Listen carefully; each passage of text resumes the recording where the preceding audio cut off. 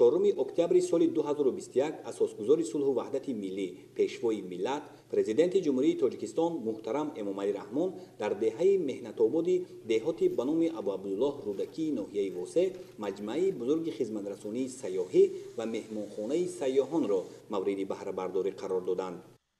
маҷмӯа дар масоҳати 1.8 гектар аз тарафи соҳибкори ватанӣ Авазхон Кабиров ба ифтихори ҷашни 30-солагии истиқлоли давлатии ҷумҳурии Тоҷикистон бунёд карда шудааст, ки дорои имконияти васеъи сайру сайёҳат мебошад. даромадгоҳи маҷмӯаро бо усули меъмории миллӣ бо ҳашамат ва зебою диққатҷалбкунанда сохтаанд. сутунпояҳои даромадгоҳ, ки 22 адад мебошад, мунаққаш оро ёфтааст. дар ҳудуди маҷмӯа фаввора, 2 ҳавзи шиноварӣ ва 1 шаршара бунёд намуданд. фаввора, ки дар масоҳати 150 метри мураббаъ сохта шуда баландияш 7 метрро ташкил медиҳад, бо санъати баланди ҳайкалтарошӣ оро ёфтааст. дар ҳар қабати фаввора бо маҳорати нотакрори ҳунармандӣ ҳайкалчаи паррандаҳои нодир ва пайкараи одамон дар даст созҳои мусиқӣ, инчунин ашёи рӯзгор гузоштаанд, ки бозгӯи давраҳои гуногуни таърих мебошад.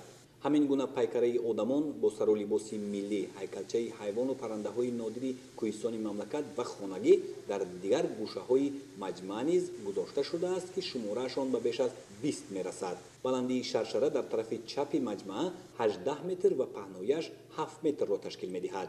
дар қисми болоии шаршара барои қабули меҳмонони воломақом суҳбаткарда бо 15 ҷойи нишаст ташкил гардида, дар он имконияти хуби тамошои манзараҳои зебои мавзеъ фароҳам мебошад. силсилаи тасвироти фаввора, шаршара дар маҷмӯъ ҳудуди маҷмӯа таърихи пурифтихори миллати тоҷик ва табиати бою рангини сарзамини бииштосои Тоҷикистонро таҷассум мекунад. меҳмонхонаи сайёҳон дар ин маҷмӯаи замонавии хизматрасонӣ аз 4 ошёна иборат мебошад. намои берунаи иншоот бо санъати кандакорӣ ва наққошӣ зеб дода шуда дорои тарҳи ҷолиб аст. сатҳи хизматрасонӣ дар меҳмонхона ба стандарти байналмилалӣ мутобиқат мекунад. дар деворҳои дохили бино рӯзгору зиндагонии тоҷикон дар давраҳои гуногун тасвир ёфтааст. меҳмонхонаи сайёҳон иборат аз 42 ҳуҷра буда, ҳар кадоми он дорои шароити мусоиди зисту зиндагонӣ мебошад ва имкон аст дар як вақт ба 150 нафар хизмат расонида шавад. ҳамаи ҳуҷраҳои меҳмонхона бо ҷиҳози зарурӣ аз қабили рахти хоб, ҷевон, телевизорҳои замонавӣ ва ғайра таъмин мебошад. меҳмонхона дорои 2 тарабхона, тобистона бо 350 ва зимистона бо 200 ҷойи нишаст, қаҳвахона барои 60 нафар, 2 ҳамоми замонавӣ, занона ва мардона барои 40 нафар, ҳавзи шиноварӣ ва дигар ҳуҷраҳои ёрирасон аст. дар ҳар як ҳуҷра низ ҳамом ва ошхонаи алоҳида, инчунин ҷой барои фароғати меҳмонон ташкил гардидааст. дар иншоот толори маҷлис бо 80 ҷойи нишаст низ вуҷуд дорад, ки дар он сайёҳон имкон доранд вохӯриву чорабиниҳои гуногунро доир намоянд. дар наздикии меҳмонхона ҳавзи моҳӣ бо дарозии 170 ва паҳноии 20 метр ва гармхонаи намоишӣ дар масоҳати 22 садяк бунёд намуданд. ҳоло дар ҳавз 10 тонна моҳӣ парвариш меёбад. дар атрофи ҳавз 5 суҳбаткада сохта шуда барои сайёҳон шароити мусоиди гирифтан ва пухтани моҳӣ ташкил гардидааст. дар маҷмӯъ шумораи суҳбаткадаҳои ҳудуди маҷмӯаи замонавии хизматрасонӣ 25 адад мебошад. дар гулгаштҳо ҳамчунин 30 нишасткурсӣ гузоштаанд. дар шафати ҳавзи моҳӣ гӯшаи паррандаҳои нодири кӯҳистони Тоҷикистон ва хонагӣ, инчунин заргӯш бо 14 қафас сохта шудааст. дарозии гӯшаи мазкур 170 метр ва паҳнояш 20 метрро ташкил медиҳад. ҳоло дар ин гӯша 14 намуд парранда ба миқдори умумии 500 сар ва 2 намуд заргӯш ба миқдори 60 сар парвариш меёбад. дар гармхонаи махсус гардонида шуда ҳам имконияти хуби гашту гузор барои сайёҳони дохилию хориҷӣ мавҷуд мебошад. дар дохили гармхона дарахтони субтропикӣ аз қабили лимон, афлесун, мандарин, киви, меваҳои грекӣ ва ҳамчунин ангур шинонида шудааст.